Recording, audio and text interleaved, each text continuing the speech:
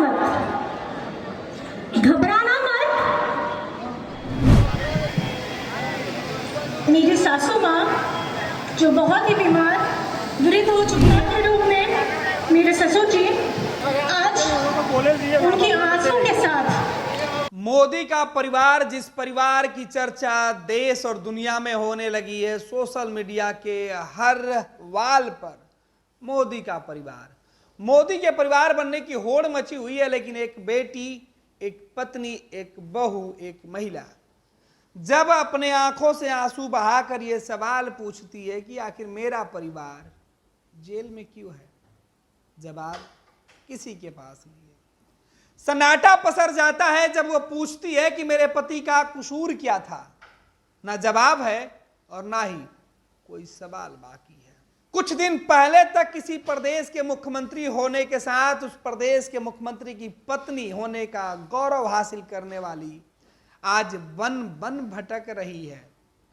ये झारखंड के पूर्व मुख्यमंत्री हेमंत सोरेन की पत्नी है, जिसने अपने जन्मदिन के मौके पर पति से अलग रहते हुए बड़ा फैसला लिया कि अब चार दीवारी में नहीं बल्कि लोगों के बीच अपने पति के सपनों को लेकर पहुंचेंगे, सींचेंगे, लोगों के साथ मिलकर पति के लिए न्याय मांगेंगे। इस बीच परिवार और परिवार के सदस्य होने के दावे दलीलें खूब दी जा रही है। सीने पर लिखने से लेकर माथे पर लिखकर दिखाने की होड़ मची हुई है। लेकिन जिसका पति जेल में है उसके पास आखिर क्या सवाल बचा हुआ है। इन आंखों से बहते आंसुओं के हिसाब कल्पना मांग रही है। झारखंड के पूर्व मुख्यमंत्री हेमंत सोरेन की पत्नी कल्पना सोरेन ने सार्वजनिक तौर पर राजनीति में उन्होंने एंट्री कर ली है और सियासत में अपना पहला कदम उन्होंने जब रखा, उसके पहले वो अपने जंगल जमीन से जुड़े होने का परिचय दे रही थी। वो जंगल गई, आदिवासी कल्चर के हिसाब से, परंपरा के हिसाब से पूजा किया, आशीर्वाद लिया बड़े बुजुर्गों का, और उसके बाद कल्पना ने ऐलान किया कि वो अब जेएमएम जो पार्टी है, झारखंड मुक्ति मोर्चा जो पार्टी है, उसके लिए सीधे तौर पर मैदान में उतरेंगी। लेकिन जब वो मंच पर थी, पहली बार किसी बड़े आयोजन में अपने कार्यकर्ताओं को संबोधित कर रही थी, वो भी तब जब ना परिवार का कोई सदस्य दूसरा था और ना ही सलाह देने वाला कोई अपना था। लेकिन पूरे देश को अपना बनाने की जद्दोजहद करने वाले प्रधानमंत्री नरेंद्र मोदी से एक बहू ने अपने पार्टी को अपना बनाते हुए अपने पति के लिए सवाल पूछ लिया। उनके गुनाहों का, उनके कसूर का, उनके लिए जो सजा जो वो काट रहे हैं, जो जेल में है, जो जुदाई है, जो गम है, कल्पना की आंखों से बह रहा था। पहले मंच पर आई तो खूब रोई, जी भर कर रोई, लेकिन जब बोली तो दहाड़ सुनते ही भाजपा के कान खड़े हो गए। लोग सवाल पूछने लगे कि इस बहू ने तो कमाल कर दिया, क्योंकि ये महिला कोई साधारण नहीं बल्कि हेमंत की पत्नी है, जो अब मिलकर लड़ेगी और हेमंत के रिहाई के साथ साथ झारखंड के लोगों के विकास, मुद्दे, रोजगार और झारखंड के जो रहने वाले आदिवासी समाज के जो लोग हैं, उनके जंगल और जमीन की रक्षा, सुरक्षा, उनके भविष्य की चिंता अब कल्पना मुर्मू सोरेन करेंगी। ऐलान बड़ा है। इस ऐलान के साथ ही कल्पना ने जो बातें कही है वो बातें सुनिए, लेकिन सुनने से पहले आपको कई सवाल का जवाब ढूंढना होगा, तलाशना होगा। क्योंकि कल्पना जब मंच पर थी तो पहले रोई क्यों, और रोई उसके बाद जो हिसाब मांग रही है, आखिर उसका जवाब कौन देगा।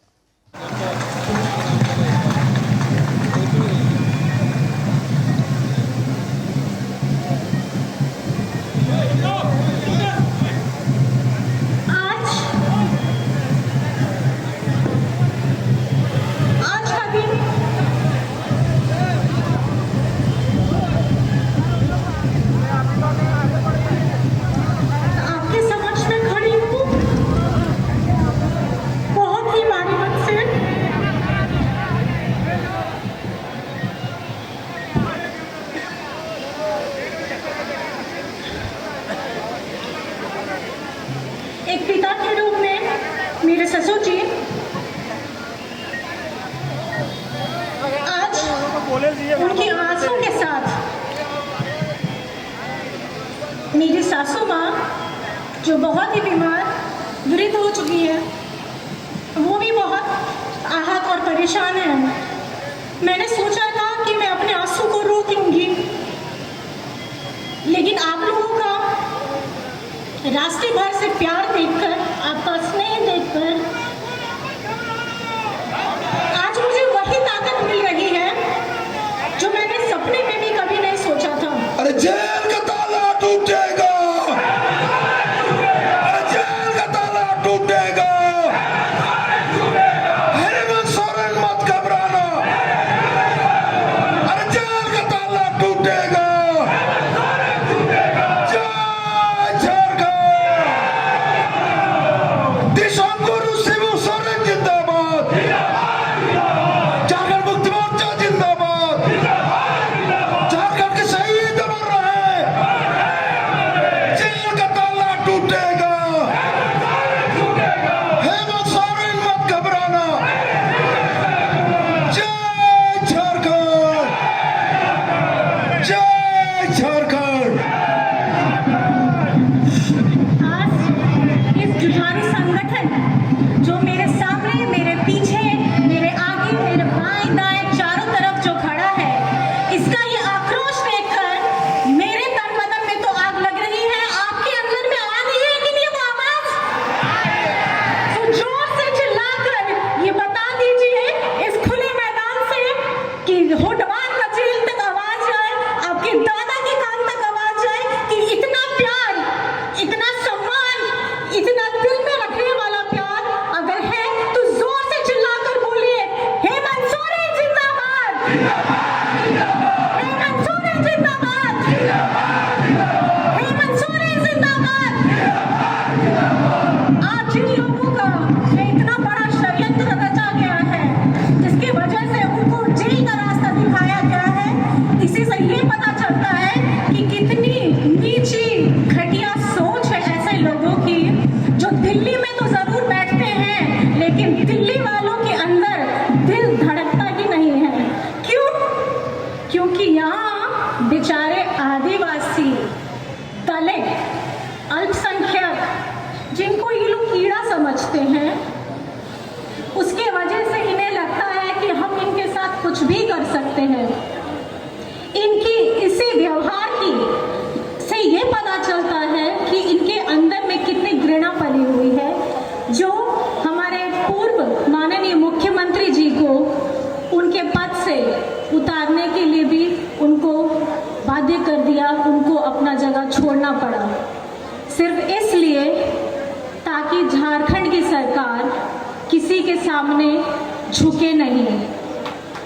उनके अंदर में जो द्वेष था वो ये था कि झारखंड का सरकार, झारखंडी का सरकार, अपना सरकार, आदिवासियों, मूलवासियों, दलितों, वंचितों का सरकार, उनको गिराने की इनकी जो मंशा थी वो बिखर गई। लेकिन हमारे जितने भी विधायकगण हैं यहाँ और जितने हमारे कार्यकर्ता सामने खड़े हैं, इनके मनोबल से ये प्रतीत होता है कि हमने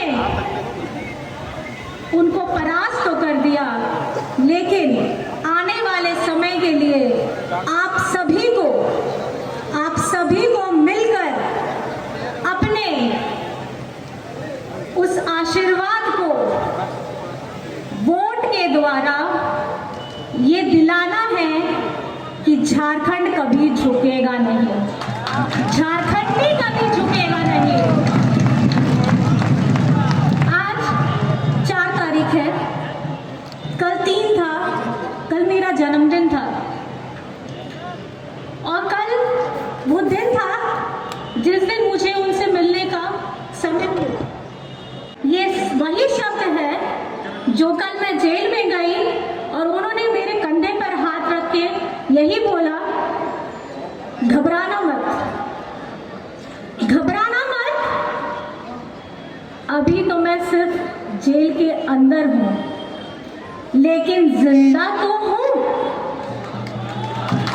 और ये दिन आपके इस ढोल नगाड़े, आपके तालियों से ये प्रतीत हो रहा है और वो खुद को भी गौरवान्वित महसूस कर रहे होंगे कि उनका साथ देने वाले यहाँ लाखों करोड़ों लोग हैं जो उनको दिल में रखते हैं, दिल में रखते हैं।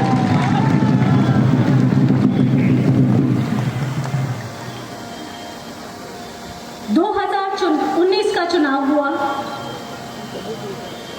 जनादेश किसको मिला आप सभी जानते हैं। आप लोगों का प्यार आशीर्वाद मिला, हेमंत जी की नेतृत्व में सरकार भी बनी और जैसे ही वो सरकार बनी हमारे विरोधियों ने चाल चलना शुरू कर दिया।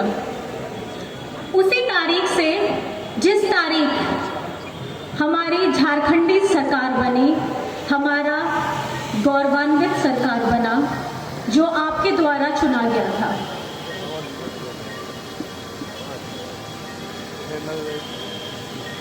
हेमंत सोरेन जी का अपराध क्या है? क्या है हेमंत सोरेन जी का अपराध?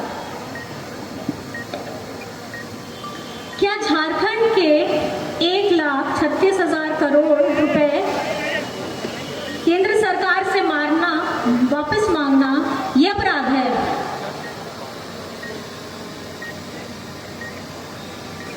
या विधानसभा द्वारा पारित 27% आरक्षण पिछड़ों के लिए मांगना, क्या यह अपराध है? क्या आदिवासी सरना धर्म कोड मांगना यह अपराध है? क्या यहाँ जनभावना के अनुरूप स्थानीय नीति के बारे में बात उठाना यह अपराध है? यहाँ झारखंड की कला संस्कृति इसके काम में प्रयास करना यह अपराध है। कोविड का समय आया था जब मजदूरों को उनके हाल पर छोड़ दिया गया था, जिसकी जिम्मेदारी थी उसने नहीं ली, लेकिन जिसने जिम्मेदारी उठाई, मजदूर